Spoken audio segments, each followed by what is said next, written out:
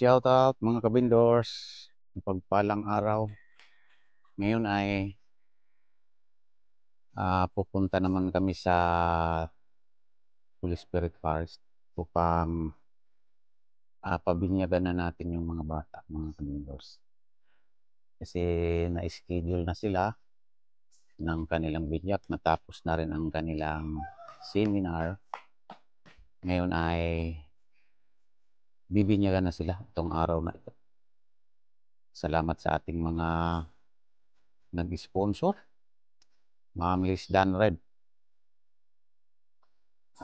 Sa iyong support sa tulad ng bayarin sa pagpapabinyag. Salamat ma'am. Napakarami.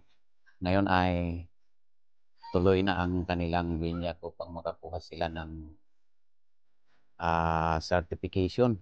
Certification muna mga guys. Kasi hindi pa daw pwede ang baptismal kasi wala pa silang birth certificate. Yung birth certification ay ano yun? Requirement yun sa City Hall upang makakuha sila ng birth certificate. Kaya ito, ngayong araw ay sila ay bibinyagan na. Yan mga kabindors, nandito na tayo sa Holy Spirit Forest. Hinihintay pa natin yung isa, si Chris. Yung dalawa ay nandoon na sa loob ng chapel. Si Chris meron siyang kasamang dalawang ninang at tricycle sila mga kabindors. Kasi hindi naman kaya ko isakay dito sa aking sasakyan. Ayan. Hinihintay natin mga kabindors. Kasi mahina lang ang capacity nitong aking sasakyan. 3 tao lang ang kayang isakay.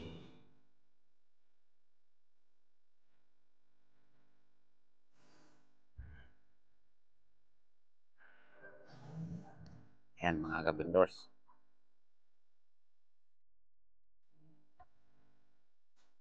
Ito, narito na pala sila.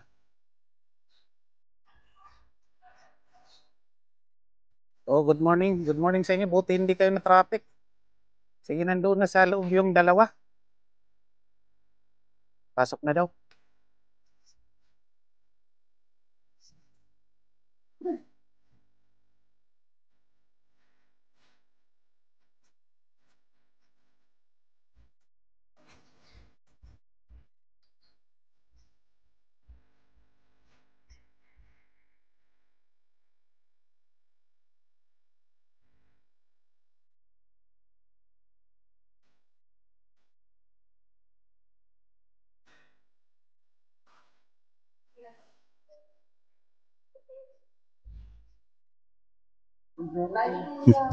Kayo po yung tatay ng Nilo. Opo. Siya ng nanay. Wala ano yung nanay niya? Yung disabled ba? Ay, Tatay wala na rin. Patay na eh. sino po nga ano kayo? Hindi, tinulungan ko lang sila para makapabinyagan sila. Kasi wala pa silang mga binyag. Ano po ba yan? Picturean po ba? Hindi na. Para po may souvenir sila. Di, magkano ba ang ano mo picture? Kilala naman kita tayo. Kasi bawat isa, 50. Pero kung bibigyan ko na lang sa 35 isa. Hindi, yung silang tatlo na lang, diretso na lang isang picture. Kasi sabay-sabay naman sila eh. Wala tayong budget eh. Sige, kada isang picture. Ang binyag ay buhos. Kada isa, 3. Yung kumpil. Di, 3 rin po. Di 200 na po. Tawad na po kayo nun. Tas grupo. Bali 250 lang po. sige, sige, sige. Oo. Para sa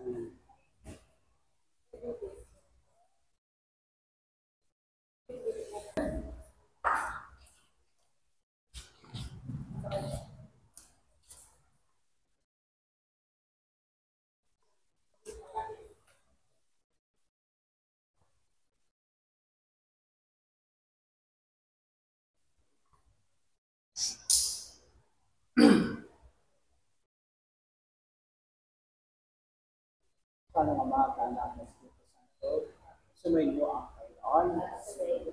Kapatid, pinalagay sa tanggapin kayo pag-ibigyan at pag-ibigyan.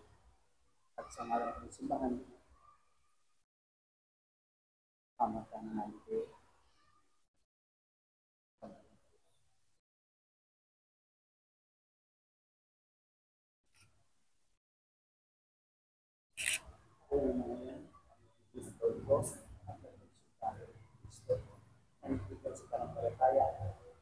Magsimba tungkol sa mga liyer na ating pananampalataya at ay nangihigan na maging pa sa masasampalatayan.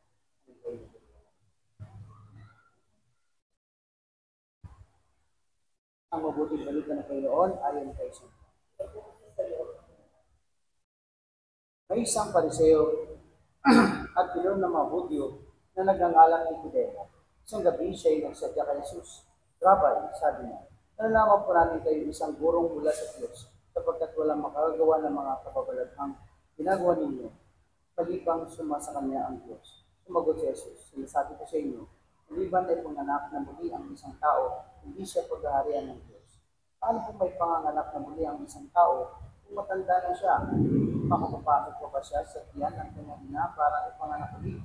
Tanong ni Nicodemo, sinasabi ko sa iyo, ani ni Jesus, maliban ng tao ay panganak sa tubig at sa Espiritu Santo, Espiritu, hindi siya paghaharian ng Diyos.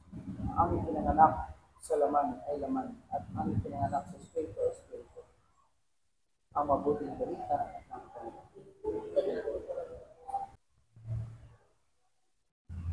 Sa kapangyarihan ng ating tagapagligtas na Kristo, ikaw, kayo ay magpakatatag ngayon at magpakatatag. Sumasampalataya ba kayo kay Kristo, isang anak ng Diyos, Panginoon natin, pinagmatisan naman ng Birhen, pinako sa krus na matay, nilibing po rin na buhay, at alupok sa kanang Ama. Sumasampalataya pa kayo sa Espiritu Santo sa kanilang simbang Katolika, sa sama ng mga banal, sa patawar ng mga kasalanan, sa balik pagkabuhay ng mga namatay, at sa buhay na walang hanggan. Meli Boy, ikaw ay binibigyan ako sa kanila ng Ama, ng Anak, at ng Espiritu Santo. Michelangelo, ikaw ay binibigyan ako sa kanila ng Ama, at ng Anak, at ng Espiritu Santo.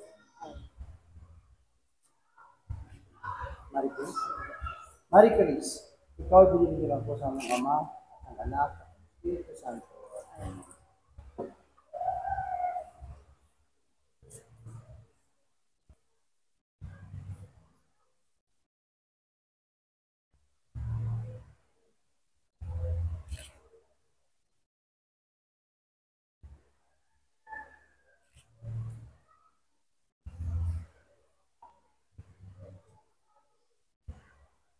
Mga kapatid, kung ginagawa ng mga pagkakas, sila yung sinilang sa kanila ng Diyos, ang kanilang sa buhay at sila yung mga anak. Kailangan natin ngayon sa Diyos Ama, kaya pagkalot niya sa kanila ang Espiritu Santo, kung sila mapuspos ng kanilang lakas at bunga ng pagkukay ng banal na Luis, ay maging higit silang katulad ng Kristo, ang anak. O Diyos na makapangyarihan sa lahat, Ama ni Kristo na aming Panginoon, sa pamamagitan ng tubig at ng Espiritu Santo, hinango mo sa kasalanan ng mga anak mo ito, at binigyan mo sila ng pagkikihati sa iyong buhay. Subuhin mo sa kanila ngayon ang Espiritu Santo ang mag-aaliw upang siyang maging lakas nila at pagtubay. Pagkalog mo na sila'y mag-uspos ng karunungan at pangunawa, sila'y maging makatwiran sa pagpapasya at manatiling matibay ang loob sa lahat ng pagkakataon. Pusin mo sila ng kalaman mo at pamimitagan at ng banal na pagkatakot sa harap ng iyong kadahilan. Hindi namin ito sa iyo sa pamamagitan ni Kristo na aming Panginoon magpasawalang hanggan.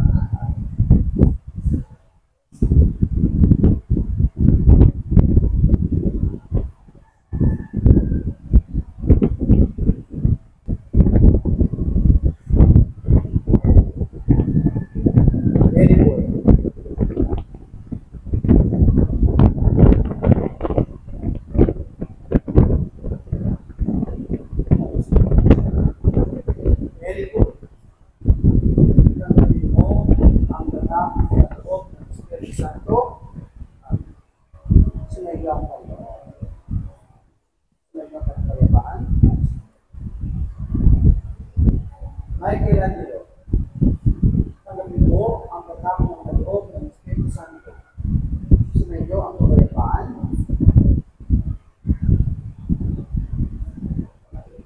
Marie Chris, tanggapin mo ang pagkakong ng loob ng Espiritu Santo. Sumayo ang pagkakapaan.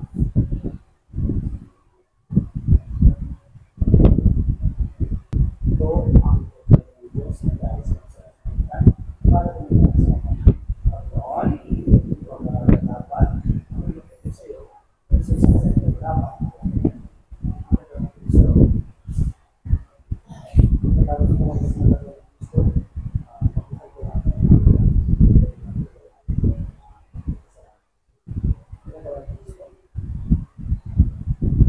Ang kadalang Kristo.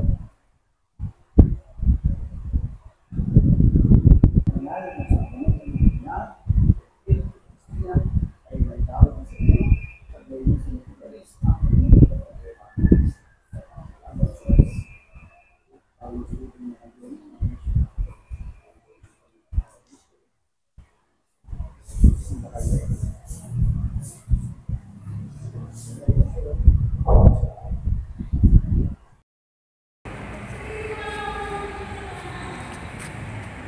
Ayan ma'am, ikaw ang ninang ano nila? Ninang ni Marie Chris po.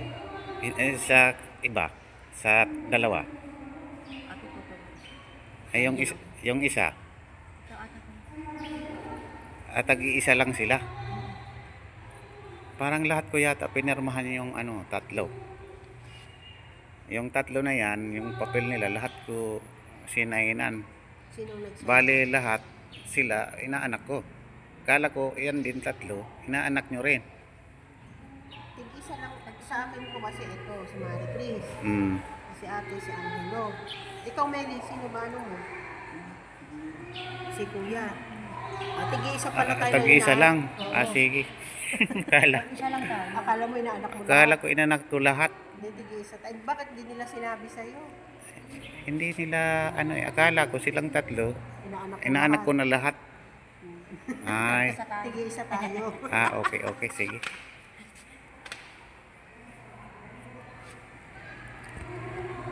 Di yan, siyempre, ang ano niyan, bilang isang magulang na tayo niyan, tayo ang tagagabay sa kanila kung paano sila mamuhay ng maganda.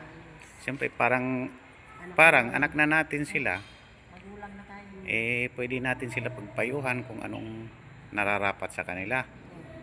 Kasi kitan mo naman, wala na silang magulang ano na isa, may magulang man sila kundi ano, disabled, hindi wala nang kakayahan na gabayan sila. Yeah, thank you. Ate, ano ba pangalan? Weng na lang. Wing. Ako naman Danny. Dani. Ate, Nida po. Nida, yan. Thank you sa inyong pagpapaunlak na maging ano nyo sila, maging anak ba? Ayan. Salamat sa Panginoon.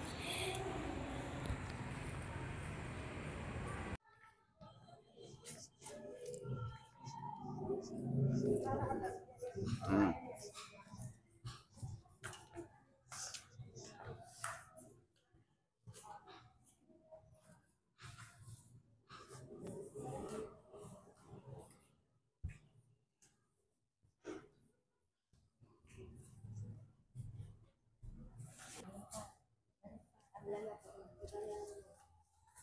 Sabi ko nga inaanak nyo silang tatlo Sabi ko bakit tatlo pinirmahan ko nung nakaraan.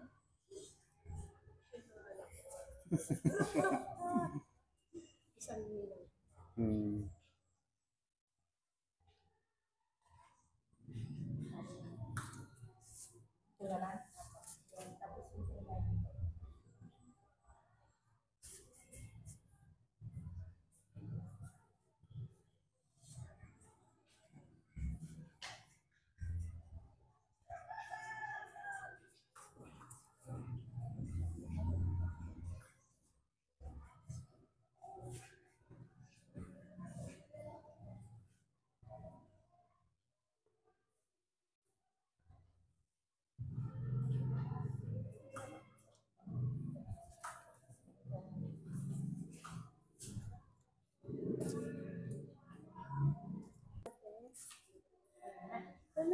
Okay.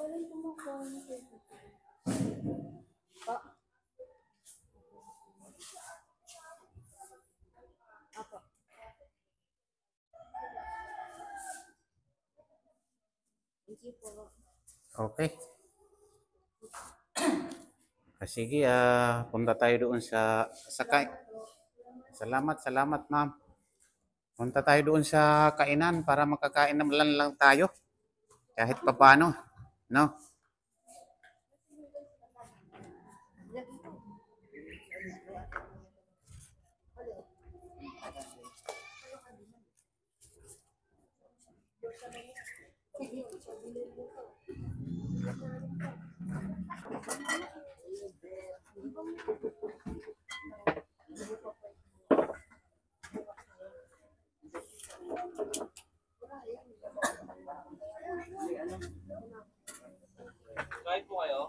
Apa.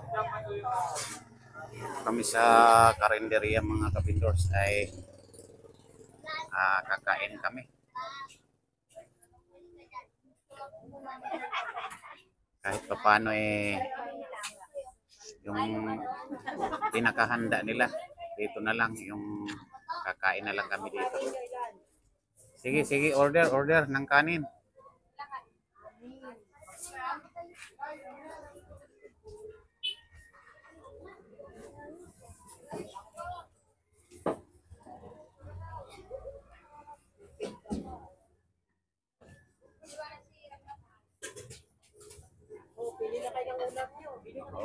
Ano kayo doon ng ulam, mag-order.